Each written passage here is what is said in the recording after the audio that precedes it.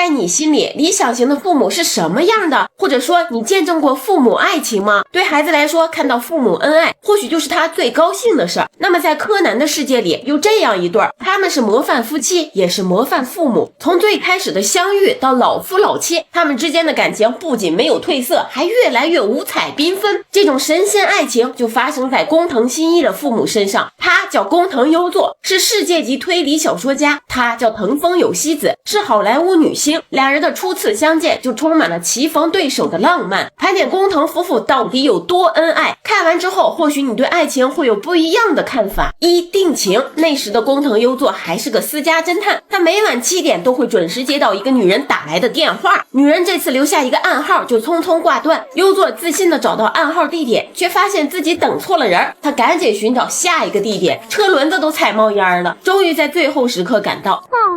你怎么这么慢嘛？我还以为你不来了呢。抱歉，我在路上塞车嘛。在电影院见到了藤风有希子，就这样开始了他们的第一次约会。很快两人在餐厅定情。2、生娃。两人生下了小新一，有希子经常带着他兜风。当然作为小说家的优作总是向往自由，他时不时的就会消失。这次有希子再去找他时，他又一次留下暗号逃跑了。刚学会走路的小新一开始了他的第一次推理，在连话都不会说的年纪，他引导着老妈一步步的破解暗号。你在做什么呀，新一？哎，不可以摇新一。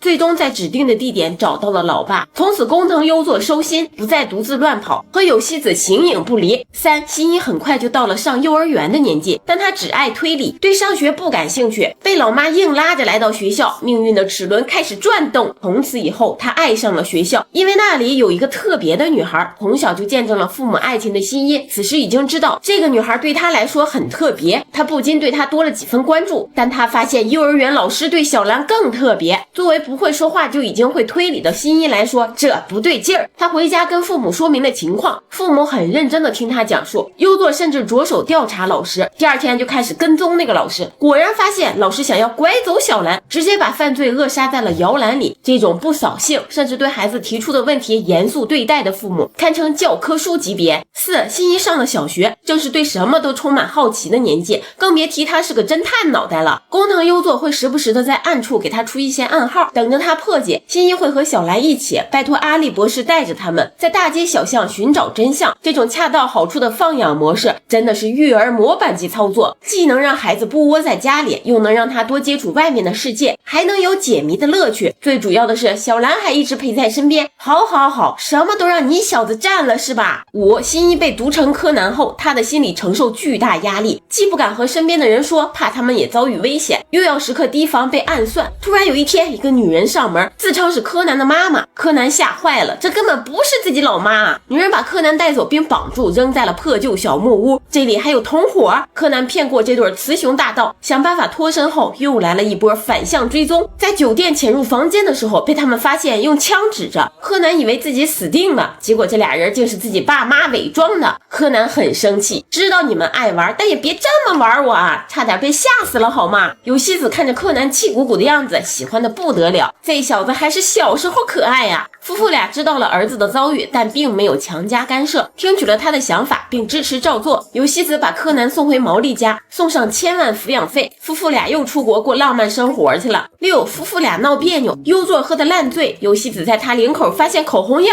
当场爆炸。有希子直接离家出走，回国找儿子玩去了。当然他儿子是死神，找儿子那必然会碰上命案，母子俩开始找线索破案。而此时的优作已经来了，他躲房梁上暗中保护老婆，又在柯南推理遗漏的时候现身化解，一切尘埃落定。优作哄老婆的方式也很特别。